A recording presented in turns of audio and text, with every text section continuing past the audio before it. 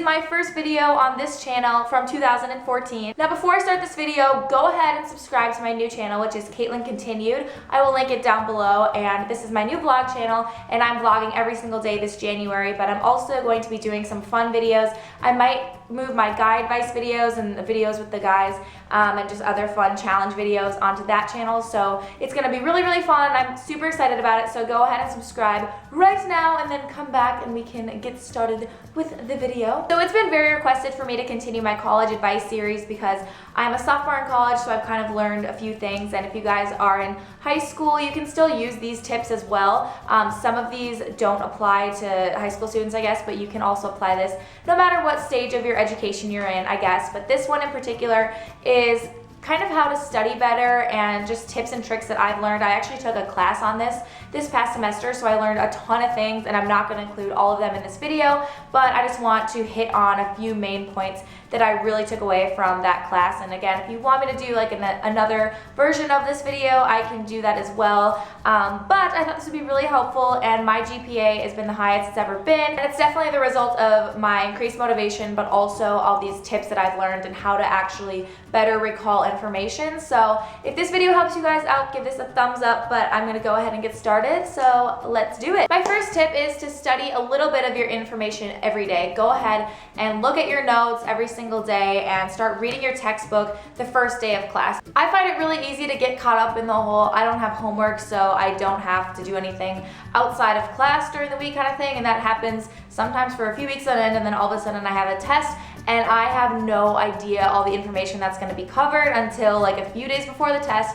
So I'm just cramming, and especially if I have something else that's coming up, it is really, really stressful. So if you just start right away and start looking at your textbook, you know, before class is really helpful as well. Look at the chapter you're going to be covering before class so that you kind of have a little bit of knowledge going into it, and then you can ask questions. Okay, now I'm going to talk about the things you can do before, during, and after class. So starting with before, there are 3 B's. Be there, be on time, be on edge, and be upfront. So be there, pretty self-explanatory. Just go to class. If you're going to miss class, you're not going to get the information, especially if you don't really know anyone in the class. It's going to be very, very difficult to get that otherwise, and you don't want to be that annoying person that always is emailing your class asking if they can send you the notes and everything. It's just good to be there. Next is be on time. Don't be late to class, just go. If you're gonna go, you might as well go on time. Be up front. It's proven that students who sit up front or in the middle, kind of like the T-zone of the classroom area, are the most successful in the class, and it's pretty self-explanatory. If you sit in the back of the room, you're not gonna pay attention as much. I mean, you can totally pay attention. I have had classes I sit in the back in and I'm just as alert. But if you can, try to sit in kind of that middle T-zone of the classroom. And the last one is be on edge. So basically just sitting up straight, having better posture. You're going to probably pay attention more so than if you were just slouching away in your class. So now are things that you can do during your class. Obviously, take notes. Don't be the person who just thinks you're gonna retain the information. It's definitely shown that if you, students who think they can recall it after class, and when it gets time to the test, they actually do a lot worse than students who actually take notes. Pretty obvious. I feel like most people do take notes, but if you don't, start now. When you're taking notes, be sure to include examples that the teacher says and also non-examples. So when your teacher is just talking about, you know, like, well, like, for an example, this is like this, blah, blah, blah, blah. So write those examples down, because you might think it makes so much sense when she says that during class, but when it comes weeks later, especially if you're not looking at your notes every day and you're trying to remember that term or whatever, that concept, it's going to be very difficult to remember that if you don't have an example. And also non-examples are really helpful. If they say, you know, something that people really get messed up on is they think it's this, but it's actually this. So if you just write, oh, it's this, but you don't include it's not this, you can get kind of confused and you may forget that as well. And the last one is just to ask questions. If you are paying attention in class and you're being an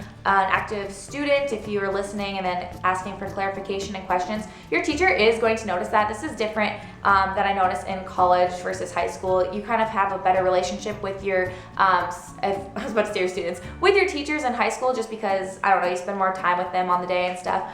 But if you are asking questions in your college class, especially if it's in a lecture hall, your teacher is going to notice that, and that is really going to help you, especially when it comes time to the end of the term and you are on the edge of a grade. If you are someone who is paying attention in class, you're giving your teacher those cues that you're actively listening, you're nodding your head, and you're asking questions, and also going into your professor's office hours, they are going to notice that, and they will be way more willing to boost your grade up by the end, or give you extra help and stuff like that. So that is very, very important. Just be an active student. My next tip refers to your textbooks. So sometimes students don't get their textbooks because they think you're not going to need them. It is extremely, extremely important, and also to start looking at your textbook right away. And also the highlight method is not proven to be very effective. There are way better ways to retain information than just highlighting, so I will get on to that soon. But the first thing is just textbooks are very, very important. And also, speaking of that, do not buy your textbooks through your college bookstore. That is the biggest mistake that I have made. I'm about to start my second semester of my sophomore year, and up until this time, I have been buying just through my bookstore because it's so convenient and I can just go on and it shows like the book cover and whatever, and I'm just like, all right, I'll try to find the cheapest option through there, because sometimes they give the option to rent or buy, whatever. Do not do that, because I calculated my college textbooks for this next semester. I had 9 books and it was $891. I'm not even kidding you. It's never been that high because I switched majors. I don't know, there's a lot of books. Do yourself a favor, go to slugbooks.com instead. It is the best decision I've ever made. Instead of paying $891 like I calculated, I only had to pay $168 for all 9 of my textbooks. The site is basically like an Expedia. It compares all of the prices of the textbook. You just type in the textbook and it actually shows up with the pictures, which is really helpful, because through my bookstore I could see that it matched up and it was the right edition and everything. And it also gives you the option to buy or rent, and then from all these different places, and it compares the prices so you can get the cheapest one. So one of my textbooks was $156 through my bookstore, and I found it through Slugbooks for 99 cents, and I only had to rent it. I didn't have to buy it, which is unreal. 99 cents versus $156. Like, that is just absolutely crazy. I wish I could physically show you my textbooks right now, because I actually already received them the week before I left for spring break. They came really fast, in like a week. When I received them, they were in really good condition, so that's awesome. So I will go ahead and link Slugbooks down below so you guys can go check that out. Do not pay full price for your textbooks. It is so much money that you are going to waste. Another tip that I think is one of the most important things that I took away from this studying class that I took last semester was that you want to create associations when you're trying to learn text, because that is going to, the more associations that you have is like the more pathways of retrieval, and then you're going to more likely recall it later on. So one of the best things you can do to create an association is to create an external one, which is a mnemonic. I know it's a big word and you're probably like, what is that? Basically, you guys have probably made so many mnemonics in your life before. PEMDAS to remember parentheses, exponents,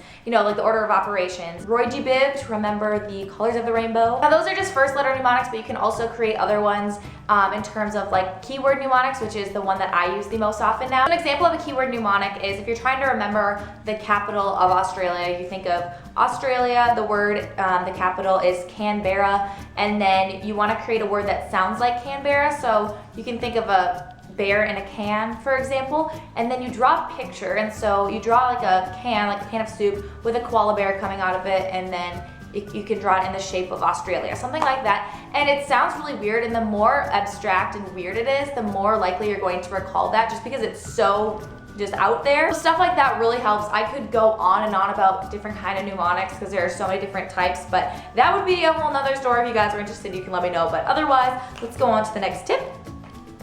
In terms of study groups, they are very, very effective if they have 3 to 5 members and they're all really good members. If there's someone that just kind of goes there just to get all the information and isn't really contributing, don't let them be in the study group, because that is not going to help anyone. It's just going to keep you guys back. But if it's 3 to 5 meaningful members, it's going to be very, very effective if you guys meet regularly, like weekly or whatever, and then you also bring information and questions so you guys can all help each other out. And this last tip is one of the most helpful things I learned, so there's kind of like 2 parts of it. But basically, the first part is when you're studying, you want to study in smaller increments and then take 5-minute breaks. So instead of studying for an hour and then taking like a half-hour break, study for 20 minutes and then have a 5-minute break. Just walk around. That's actually going to help you with your brain flow and everything. And then just come back and regather and then continue studying, because if you take longer periods of time, it's shown that your memory will be actually increased if you just do shorter increments of time instead of a very long time. The second part of this is when you're studying, you want to switch up the order. So if the first day you're studying the first part of your notes and then you read the second part and then the third part,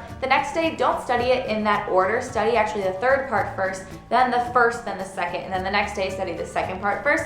And that way you're going to remember it more because it's in a different different order. That basically refers to primacy and recency effects. We tend to either remember the things we first learned better, or we tend to remember the things that we just recently learned the most. It kind of goes hand in hand. So if you're just studying in order like 1, 2, 3, you're gonna remember like, oh yeah, the first thing that I learned. It's gonna be really, really easy to forget that middle area. So if you switch up the order that you're actually studying, you're not going to have that information that is the first and also the most recent thing that you learned. There's not going to be that missing middle area because you all studied it in random places. So you're going to remember everything and just be awesome on that test. So if you do all of these things, you are pretty much just going to kill it this semester. But actually though, I hope you guys enjoyed this video, and also be sure to check out my second channel. Like I said, Caitlin Continued. I will link that down below, as well as all my other social media sites and everything. So be sure to check out the description box below. But other than that, I hope this really helped you guys. It really helped me out. So if it did, please give this video a thumbs up, retweet it, share it, all that fun stuff. But other than that, I hope you guys have a great day, and I'll talk to you guys later. Bye!